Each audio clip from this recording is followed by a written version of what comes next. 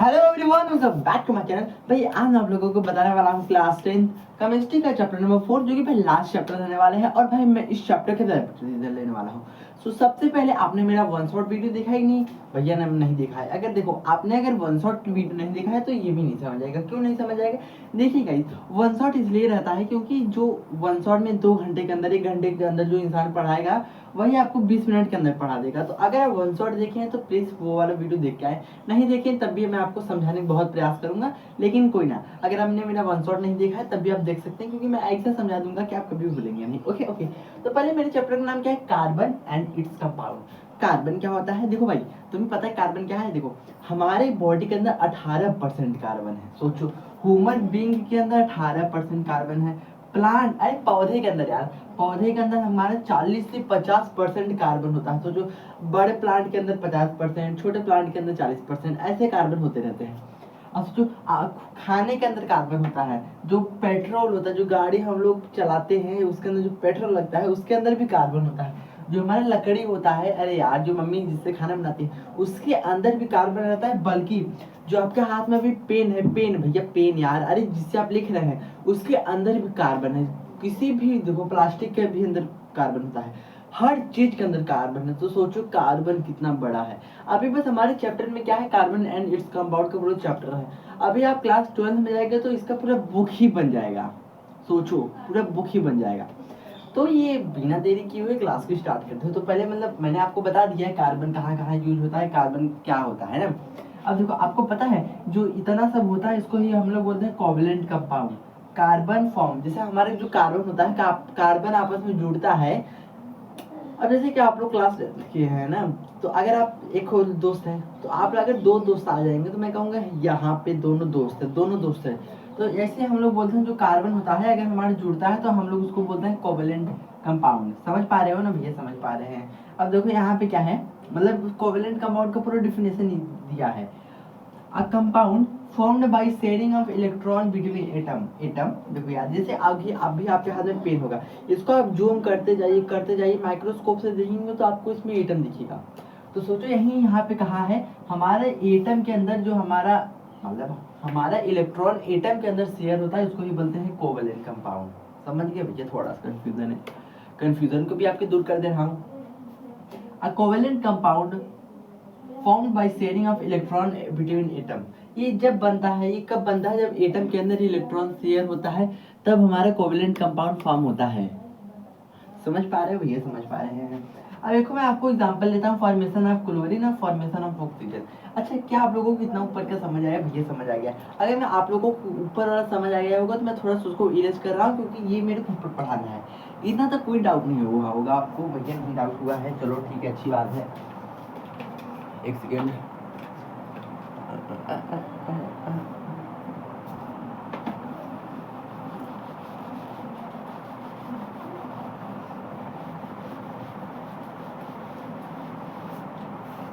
अब बताने वाला हूँ formation of chlorine. Formation of chlorine आपको पता है, जैसे हाइड्रोजन, हीलियम, लिथियम, ऐसे ऑक्सीजन जो आपका है 8वें नंबर पे आता है, क्लोरीन जो है आपका 17 नंबर पे आता है। समझ पा रहे हो ना भैया? आता है, अरे यार ये आपका 17 नंबर पे आता है और जो ऑक्सीजन है आपका 8वें नंबर पे आता है। इतना पता है ना? जैसे नहीं पता है, देखो हाइड्रोजन, हीलियम, लिथियम, तो हाइड्रोजन, हीलियम, लिथियम, लिथियम आपका 3रे नंबर पे आता है, तो इससे हमारा ऑक्सीजन आता है। 8वें नंबर पे हमारा क्लोरीन आता है 17वें वाले नंबर पे। समझ पा रहे हो ना भैया? समझ पा रहे हैं। तो यहाँ पे ना मेरे घर में क्या प्रॉब्लम है, अभी मैं यहाँ फैन चालू कर रहा हूँ स्पीड में, तभी ऑटोमेटिक क्लोज हो जा रहा है, पता नहीं क्यों यार। चलो कोई ना। देखो फॉर्मेशन ऑफ क्लोरीन, अब देखो ये हमारा 17वें नंबर पे है, मान लेते हैं यार, रियल में ऐसा है 17वें नंबर पे है। ओके, अब इसको हम लोग क्या करना है, हम लोग बोर्ड पे सीधा आ जाता है यार, हमको ई डॉट स्ट्रक्चर के अंदर लिखना है, लेकिन हम लोगों को आता ही नहीं है, तो मैं बताने वाला हूँ ना। इसको हम लोग क्या करेंगे, मतलब इन सभी को हम लोग ई डॉट स्ट्रक्चर,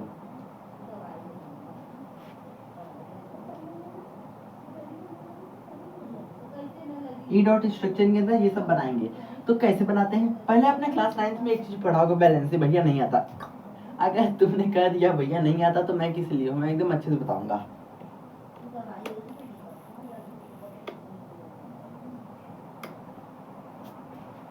देखो आपने बैलेंसिंग पढ़ा होगा, के LMN, ये आपने क्लास 9 में पढ़ा होगा।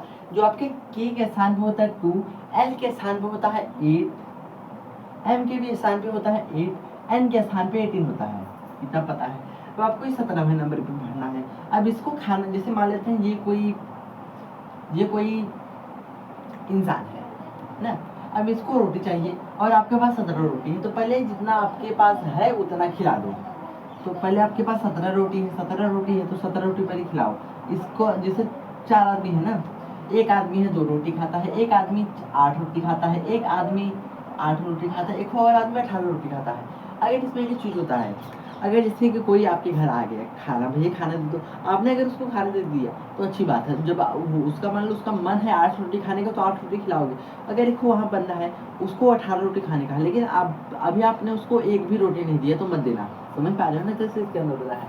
तो पहले 17 रोटी आपके पास इन लोगों को खिला दो। पहले आप 2 रोटी इसको खिलाओगे, 2 रोटी मतलब इसका 2 रोटी खिलाओगे, इसका पेट भर जाएगा। 2 दोगे तो आपको 15 बचेगा। अब 15 में से यहाँ पे भी इसको दे दो। तो देखो, अरे समझ पा रहे हो ना, देखो 17 है, 2 उसको दे दिए तो बचेगा 15, 15 में से 8 उसको दे दिए तो कितना बचेगा, देखो 3 6 7 8, तो आपका बचेगा 7 बचेगा। 7 बच रहा है ना, तो 7 बच रहा है, आप ऐसे छोड़ दो। अब देखो इसका मन कर रहा है 8 रोटी खाने का, लेकिन आपने इसको 7 रोटी दिया, तो मतलब अभी 1 रोटी इसको और चाहिए। इतना समझ पा रहे हो ना भैया, समझ पा रहे हैं ना, मतलब अभी इसको 1 रोटी और चाहिए। तो 1 रोटी कैसे, मतलब 1 रोटी बस समझ लो, 1 रोटी इसको और चाहिए। तो कैसे करेंगे, तो पहले जो आपका क्लोरीन है उसको ऐसे से लिख देना है भाई। लिख, एनसीईआरटी का नियम कहता है, बोर्ड का नियम कहता है, स्कूल का नियम कहता है, जो नियम कहता है उसको फॉलो करना है तुम्हें आपको। तो ऐसे गोला गोला कर दो, मन करेगा तो गोला गोला करना, लेकिन बोर्ड एग्जाम में मत करना, बस समझाने के लिए करना। चलो जाने दो, मत करना ना। हाँ, अब देखो पहले आपके पास जो लास्ट मतलब जितना भी रोटी है आपके पास, 7 रोटी है ना भाई, 7 रोटी आपने खिलाया ना, 7 रोटी को यहाँ पे लिख दो। कैसे लिखेंगे, एक्स एक्स से डिनोट करेंगे। तो x x x x x x 2 4 6 एक एक्स साथ में लिखेंगे। देखो तुम्हें जितना रोटी चाहिए उसको, मतलब तुम्हें 1 रोटी चाहिए तो तुम्हें जितना चाहिए उसको बस इधर ही साइड लिखना, इधर ही साइड लिखना।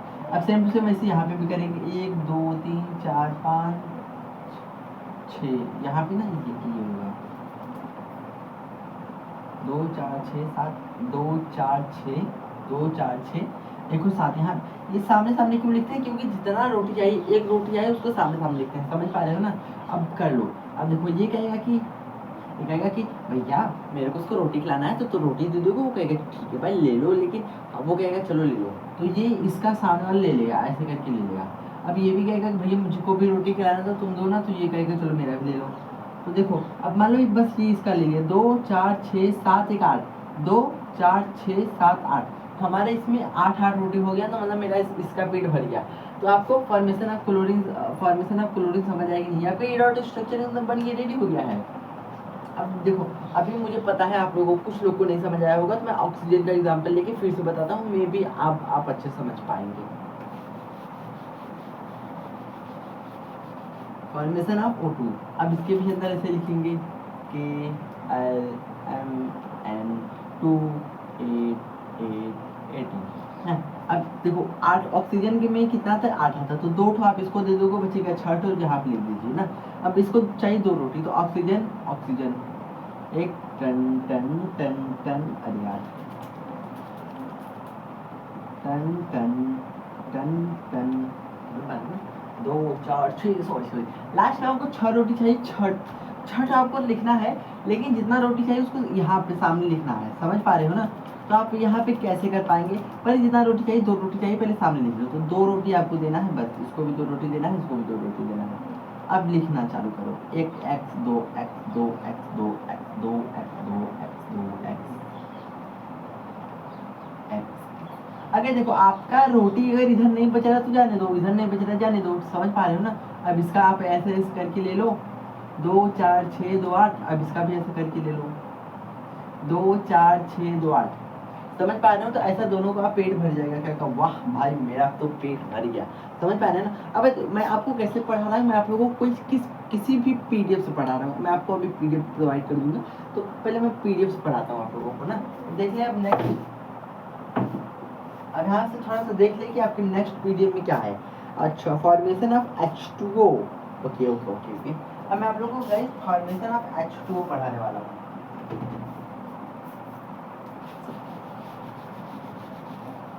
यहाँ पे फॉर्मेशन ऑफ देखो,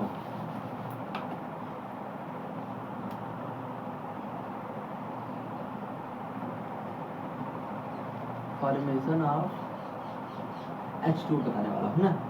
H2O कैसे, देखो पहले इसमें अलग अलग करो, H2O HO। अब H कौन से नंबर पे आता है, O कौन से, हाइड्रोजन पहले नंबर पे आता है, ऑक्सीजन कौन से नंबर पे आता है भैया नहीं पता। Hydrogen, helium, lithium, beryllium, boron, carbon, nitrogen, oxygen. Oxygen आपका 3, 6, 8वें नंबर पे आता है, तो ऑक्सीजन को आप 8वें नंबर पे लिख दीजिए। समझ पा रहे हैं ना। फिर से वही आप नियम अपनाइए, KLMN2। चलो ये वाला हटा के अभी सीधा आप लिखिए। बार बार एग्जाम में जाना, अगर पीछे रफ कॉपी बनाना तो बार बार पीछे, मतलब बार बार KLMN मत लिखना, बस वही लिख देना फटाक से 2818, तो आपका भी टाइम बहुत बचेगा। 2818 ना लिख देंगे आप, ऐसे ऐसे ऐसे थोड़ा सा एक करके ऐसे करके ऐसे लिख देंगे। समझ पा रहे हो ना। हाँ, अब देखो ऑक्सीजन को बस आप पढ़ो, हाइड्रोजन को भूल जाओ। हाइड्रोजन क्योंकि हाइड्रोजन सबके कारण कॉमन होता है, तो भर देखो भर दीजिए। 2 बचेगा 6, अब इसमें से 2 बच रहा है, 2 बच रहा है ना बस। फिर से बस देखो वहाँ पे मेरा जैसे Cl2 था, बस उसके अंदर बस Cl2 एक ही था, और ऑक्सीजन बस एक ही था, तो एक ही था तो वैसे लिख देते। अगर इसके अंदर 2 है ना तो 2 लिख दिया, जैसे इसके अंदर हाइड्रोजन भी है ऑक्सीजन भी है, इसके अंदर 2 चीज़ है, तो 2 चीज़ को लिखने के लिए थोड़ा सा अलग ध्यान रखना है। तो यहाँ पे कैसे लिखेंगे बताता हूँ। देखो 6 रोटी है, मतलब 6 रोटी आपने दिया, 2 रोटी और चाहिए, तो जितना रोटी चाहिए उसको साइड में लिखना पड़े, जितना रोटी है उतना लिखो। अब देखो तुम्हें कितना रोटी देना है, 6 रोटी देना है। 2, 4, 6, 7, अरे 2, 4, 5, 6 रोटी हो गया। अब भैया ऐसे क्यों लिख रहे हैं यार, देखो ऐसे इसलिए लिख रहा हूँ क्योंकि आपका H2 2 यहाँ पे कंपाउंड है, देखो हाइड्रोजन है, ऑक्सीजन है, समझ पा रहे हो ना, इसलिए यहाँ पे ऐसे अलग अलग हम लिख रहे हैं। अब इसको थोड़ा सा ऐसे, अब यहाँ पे लिखेंगे हम लोग हाइड्रोजन का, अब ये हाइड्रोजन का है नंबर, अब यहाँ पे देखो हाइड्रोजन का नंबर है। अब ये कहेगा भैया मुझको पेट भरना है, तो दे दो रोटी, कहेगा ले लो। तो अब देखो आपका हाइड्रोजन सबका ले लेगा, तो देखो 1, 2, 3, 4, 5, 6, 7, 8। अब ऑक्सीजन का गोली गोली पेट होके भर गया। अब हाइड्रोजन का भी ले ला, हाइड्रोजन का देखो ये हाइड्रोजन का ऐसे लेगा, तो हाइड्रोजन को भी अब इसको भी ऐसे ले लेगा। समझ। अब हाइड्रोजन को किस लिए, देखो भाई हाइड्रोजन भी अपना इसको मान लेते हैं दिया है, तो हाइड्रोजन को भी एक रोटी और चाहिए ना, हाइड्रोजन इससे लेगा, हाइड्रोजन इससे लेगा।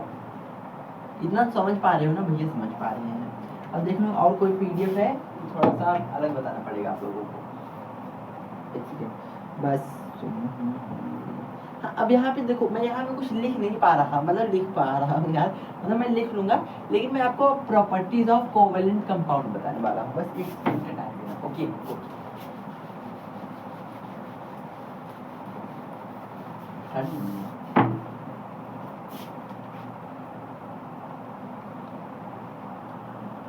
प्रॉपर्टी ऑफ कोवेलेंट, अरे यार कोवेलेंट कंपाउंड, ये कोवेलेंट कंपाउंड में भाई समझ जाना, क्योंकि आप लोगों को डिवीजन है 20 मिनट के अंदर क्लास को एंड करना है ना। तो इसका पहला प्रॉपर्टी क्या कहता है रुको बताता हूँ। जनरली पुअर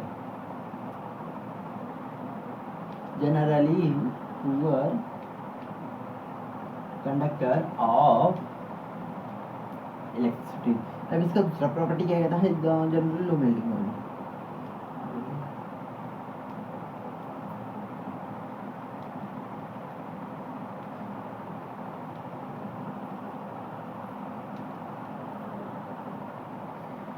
अब मुझे पता है आप लोगों को ये सब राइटिंग नहीं समझ आ गया होगा, मैं बताना चाहता हूँ। देखो यहाँ पे लिखा है generally poor conductor of electricity, generally low melting point and boiling point. देखो प्रॉपर्टीज ऑफ कोवेलेंट कंपाउंड, देखो जैसे मेरे अंदर प्रॉपर्टी है देखने का, सुनने का, ऐसे करने का, वैसे करने का, तो ऐसे आपके भी अंदर कुछ ऐसा प्रॉपर्टी होगा ना। तो देखो पहला इसका ऐसे पहला प्रॉपर्टी होता है कोवेलेंट कंपाउंड का, ये जनरली पुअर कंडक्टर, मतलब ये generally poor conductor of electricity रहता है, मतलब इसके अंदर जो लाइन जाएगा बहुत बेकार जाएगा। क्यों जाएगा यार, ये अपना सब कुछ सबको दे रहा है, ले रहा है, दे रहा है, रोटी ले रहा है, दे रहा है, तो इससे ही हमारे क्या होगा, इससे ही हमारा पुअर कंडक्टर ऑफ इलेक्ट्रिसिटी होता है। और इसका दूसरा प्रॉपर्टी क्या है, generally low melting point in boiling point, मतलब ये बहुत जल्दी पिघल सकता है और ये बहुत जल्दी उबल सकता है पानी के अंदर। अब समझ पा रहे हो ना, मुझे समझ पा रहे हैं। अब देखो, अब इसके बाद सीधा हमारा टॉपिक स्टार्ट होता है IUPAC। IUPAC का मतलब देखो, IUPAC के अंदर हमारा कार्बन और हाइड्रोजन दोनों साथ साथ होते हैं ना। अब देखो, अगर कहीं भी अगर आप जा रहे हैं, अगर आप अकेले जा रहे हैं मार्केट में, तो सबको आपको कोई कुछ भी कर सकता है। स्कूल के बंदे कर सकते हैं, क्या रे मेरा नाम है, क्या रे सबो, क्या रे सरबुआ, वाह मछलिया जाता। और कहेंगे मेरे वो जगह सॉरी मछली, वो ब्लॉगर जाते हैं, वो टीचर जाते हैं, ऐसे मेरे को सब लोग, सॉरी कुछ भी वर्ड यूज किया, लेकिन ऐसे मेरे को लोग कहते हैं, पुकारते हैं। तो ऐसे अगर एक कार्बन है तो उसको बोलते हैं मेथ, 2 कार्बन है तो उसको बोलते हैं 3 कार्बन है तो प्रोप, 4 कार्बन है तो ब्यूट, 5 कार्बन है तो पेंट, 6 कार्बन है तो हम लोग हेक्स, 7 कार्बन है तो हेप, 8 ऑप, 9 कार्बन है तो नॉन, 10 कार्बन है तो डिक। इतना समझ पा रहे भैया, प्लीज याद कर लो यार, इस यही मेन है, यही आता भी है। पूछ लेगा कि चलो बताओ 10 कार्बन है तो उसको क्या बोलेंगे IUPAC नेम में, तो तुम बोल देना अगर 10 कार्बन है तो उसको बोलते हैं डिक, ऐसे होगा। एक carbon meth, 8 prop, but, pent, hex, hep, डॉक ऑफ डेक। इतना याद कर लो प्लीज। अब मैं आप लोगों को कुछ ऐसा टॉपिक सिखाता हूँ जो कि बहुत इंपॉर्टेंट है, और मेरे ख्याल से आप लोग समझ पाएंगे, बहुत अच्छी बात रहेगा, नहीं तो नहीं समझ पाएंगे। अगर आप नहीं समझ पाएंगे तो प्लीज़ जाके मेरा लेक्चर नंबर 7 देखना, अगर समझ लेंगे तो अच्छी बात है, नहीं समझ पाएंगे तो इसी वीडियो का लेक्चर नंबर 7 जाके देख लेना। अब इसके अंदर देखो, ये सब याद हो गया, ये याद हो गया, इसको मैं थोड़ा सा वेट करके दिखाना पड़ेगा 1 मिनट। अब देखो गाइस, मैं आप लोगों को क्या बताने वाला हूँ, देखो कार्बन कार्बन सिंगल बॉन्ड, अगर आपको कार्बन सिंगल बॉन्ड में दिख जाएगा तो वहाँ पे हम लोग एन लगाएंगे, ANEN लगाएंगे। क्यों एन लगाएंगे, देखो कहीं भी जैसे मान लेते हैं आप कहीं भी बोर्ड बुक में लिखा होगा, चाहे बोर्ड में आ जाए, चाहे आपके हाफ ईयरली में जाए, जहाँ भी हाफ ईयरली में मैक्सिमम, हाफ ईयरली में कंफर्म करना चाहता हूँ, मतलब कभी नहीं आता है, चैप्टर 4 हाफ ईयरली में आ ही नहीं सकता है। क्यों यार नहीं आ सकता, बस और इतना जानो क्या जानो। देखो अगर कार्बन में बस ये देखो, अगर आपको बस एक साइन दिखे, मतलब एक बॉन्ड देखिए तो वहाँ पे एन लगाते हैं, अगर डबल साइन लिखिए तो वहाँ पे, अगर देखो अगर जैसे एक बॉन्ड, एक को बस एक बॉन्ड दिखे तो वहाँ पे एन लगाते हैं, अगर ये 2 ठो दिख जाए, ऐसे 2 ठो साइन दिख जाए तो वहाँ पे हम लोग एन लगाएंगे, अगर ये 3 ठो रहेगा तो वहाँ पे हम लोग ये लगाएंगे। तो ऐसे यहाँ पे देखो, या सिंगल मतलब एक ही बॉन्ड हो तो हम एन लगाएंगे, तो यहाँ पे देखो एक बॉन्ड है तो मतलब हम बस यहाँ पे बस हम लोग एन यूज करेंगे। तो देखो पहला मैंने बताया है simple structure alkaline homogeneous. Simple structure में कैसे लिखेंगे, CH4, जैसे कि CH4 को मिला दीजिए, देखो कार्बन है, बस कार्बन को पहला वाला एक्सेप्शन है, हाँ, इसके साथ हाइड्रोजन 4 लगाएंगे। इसको कैसे लिखेंगे, एक कार्बन है तो एक कार्बन को मेथ लिख दो, और ये सिंगल बॉन्ड है तो एन लगाएंगे, मेथेन लगाएंगे, और इसको हम लोग लिख देंगे CH4। अच्छी साउंड कर रहा है, कैसे थोड़ी अब देखो हमारे लेते हैं, यहाँ पे मेरा कार्बन कार्बन है ना, एक कोई जूल याद कर लीजिए, इसके अंदर जब भी हमारे बाहर होगा, जिससे मान लेते हैं इसका बाहर ये होगा, इसका बाहर ये होगा, तो इसके में क्या होता है, एन के अंदर जितना भी बाहर होता है, बस हम लोग वहाँ पे H3 ऐड करते हैं, H3। समझ पा रहे हैं। अब मान लेते हैं एक और एग्जांपल लेके बताते हैं। अब इसके जितना भी बाहर होता है बस हम लोग वहाँ H3 लगाते हैं। अब जो बीच में होता है उसको हम लोग अब बीच में हम लोग H2 लगाते हैं, हमेशा बीच में H2 लगाते हैं। एक और एग्जांपल ले लेते हैं, बाहर H3, बाहर H3, बीच वाले में H2। देखो अब यहाँ पे बहुत लोगों को कंफ्यूजन होता है, बस मैंने बोला बीच वाले में H2, बीच वाले मतलब यहाँ से पहले कॉर्नर H3 लगा दो।